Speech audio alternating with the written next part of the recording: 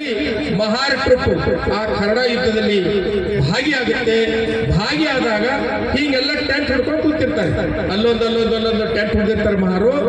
ಆವಾಗ ಉಳಿದಿರ್ತಕ್ಕಂಥ ಸಮುದಾಯದವರು ಏನ್ ಮಾಡ್ಬಿಡ್ತಾರೆ, ಆ ಟೆಂಟ್ ಮಧ್ಯದಲ್ಲಿ ಮಾಡಿ, ಅಂದ್ರೆ ಮಹಾರ್ ಟೆಂಟ್ ಮಧ್ಯದಲ್ಲಿ ಮಾಡಿ ಸುತ್ತೆಲ್ಲ ಟೆಂಟ್ಗಳಾಗ್ಬಿಡ್ತವೆ. ಅವಾಗ ಅವರೆಲ್ಲರೂ ಕೂಡ ಇನ್ಸಲ್ಟ್ ಆಗುತ್ತೆ ಮೇಲ್ಜಾತಿಯ ಸೈನಿಕರಿಗೆ.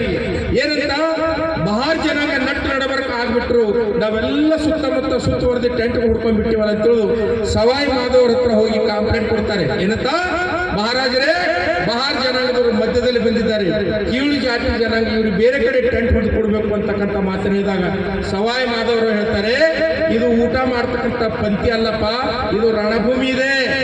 ರಣಭೂಮಿಯಲ್ಲಿ ಮಹಾರಾಜರನ್ನು ಸಂರಕ್ಷಣೆ ಮಾಡತಕ್ಕಂಥ ಶಕ್ತಿ ಈ ಮಹಾನ್ ಸೈನಿಕರಿಗಿದೆ. ಅದಕ್ಕಾಗಿ ನನ್ನ ಟೆಂಟ್ ಬಗಲಲ್ಲಿ ಟೆಂಟ್ ಹೊಡೆಯುವಂತೆ ನಾನೇ ಹೇಳಿದೆ ಅಂತಕ್ಕಂಥ ಮಾತನ್ನು ಹೇಳ್ತಾರೆ.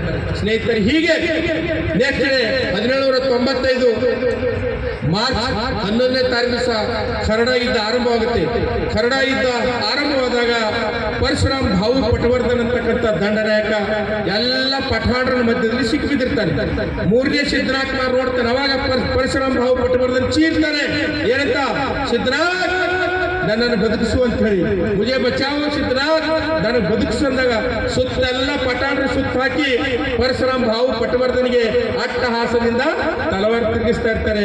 ಆಗ ಶರವೇಗದಿಂದ ಬಂದಿರತಕ್ಕಂಥ ಸಿದ್ಧನಾಥ್ ಮಹಾರ್ ಪರಶುರಾಮ್ ಭಾವು ಪಟವರ್ಧನ ಹೆಡಕ್ ಹಿಡಿದ್ಬಿಟ್ಟು ಹೆಗಲ ಮೇಲೆ ಸಿನಿಮಾದಾಗ ಹೆಂಗೆ ಹಾಕೊಂಡ್ಬಿಡ್ತಾರಲ್ಲ, ಕುರಿಯನ್ನು ಹೆಡಕ್ ಮೇಲೆ ಹೆಡಕ್ ಹಿಡಿದ್ಬಿಟ್ಟು ಹೆಗಲ ಮೇಲೆ ಹಾಕೊಂಡು ಆ ರಣರಂಗದಿಂದ ತಂದು ತಪ್ಪಿಸಿ ಆ ಪಠಾಣರ ಅಟ್ಟಹಾಸವನ್ನು ಮೆಟ್ಟಿರ್ತಕ್ಕಂಥ ಪರಾಕ್ರಮಿ ಯೋಧನೆ 3ನೇ ಸಿದ್ಧನಾಥ್ ಮಹಾರ್ ಅಂತ ಈತನೇ ಭೀಮಾ ಕೋರೆಗಾಂವದಲ್ಲಿ ಪರಾಕ್ರಮದಿಂದ ಹೋರಾಡಿರ್ತಕ್ಕಂಥ ಒಬ್ಬ ಯೋಧ 3ನೇ ಸಿದ್ಧನಾಥ್ ಮಹಾರ್ ಅಂತಕ್ಕಂಥದ್ದು ಎಲ್ಲರೂ ಕೂಡ ಗಮನಿಸಬೇಕು.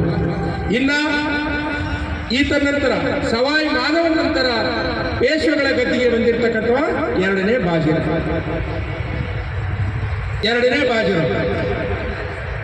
ಬಾಜಿರಾವ ಪೇಶ್ವೆ ಆಗಿ ಬಂದ ನಂತರ ಈತ ಈ ಮಹಾರ ಪರಾಕ್ರಮದ ಮಹಾರರು ಸಾಧಿಸಿರ್ತಕ್ಕಂಥ ರಣರಂಗದಲ್ಲಿ ಸಾಧಿಸಿರ್ತಕ್ಕಂಥ ಯುದ್ಧಗಳ ಬಗ್ಗೆ ಅವಲೋಕನ ಮಾಡಿ ಒಂದು ನಿರ್ಧಾರಕ್ಕೆ ಬರ್ತಾರೆ. ಏನಂದ್ರೆ, ಒಂದು ವೇಳೆ ನೋಡಿ 1689ರಲ್ಲಿ ಸಂಭಾಜಿ ಮಹಾರಾಜರನ್ನು ವಂಚನೆಯಿಂದ ಕೊಂದು ಹಾಕಿ ಮರಾಠ ಗದ್ದಿಗೆಯನ್ನು ಕಬಳಿಸಿರ್ತಕ್ಕಂಥ ಪೇಶೆ 2ನೇ ಬಾಜಿರಾಯ ಹೇಳ್ತಾನೆ, ಒಂದು ವೇಳೆ ಇಂತಹ ಪರಾಕ್ರಮಿ ಮಹಾರ್ ಸೈನಿಕರು ಈ ನಮ್ಮ ಪೇಶ್ವೆಗಳ ಸೈನ್ಯದಲ್ಲಿದ್ದರೆ ನಮಗೊಂದು ದಿವಸ ಉಳುಗಾಲ ಇಲ್ಲ.